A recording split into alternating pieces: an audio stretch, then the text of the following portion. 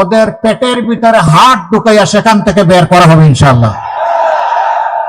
রাষ্ট্রের টাকা চুরি করে লুটপাট করে রাষ্ট্রের তহবিলকে ধ্বংস করে ফেলা হয়েছে। আমরা আপনাদেরকে কথা দিচ্ছি, আল্লাহ যদি আপনাদের বুটের সমর্থনে আমাদেরকে সেই জায়গায় পৌঁছান, যারা আমাদের টাকা চুরি করেছে, জনগণের টাকা চুরি করেছে, ওদের পেটের ভিতরে হাত ঢুকাইয়া সেখান থেকে বের করা হবে ইনশাআল্লাহ। এটা দেশে হোক বিদেশে হোক, এটা মদ হজমে হবে, এটা হজম করতে পারবে না ইনশাআল্লাহ। এটাকে ফেরত এনে রাষ্ট্রীয় কোষাগারে জমা দিয়ে দেশের এবং জনগণের খেদমতে এটাকে ইনশাআল্লাহ ব্যয় করা হবে। যদি চুরি বন্ধ করা যায়, চুরি হওয়া টাকা যদি ফিরিয়ে আনা যায়, আমরা গভীরভাবে আশাবাদী মাত্র 5টা বছর লাগবে, বাংলাদেশের চেহারা পাল্টে যাবে ইনশাআল্লাহ। যারা যুবক বন্ধুরা আছো, তোমাদেরকে বলতে চাই,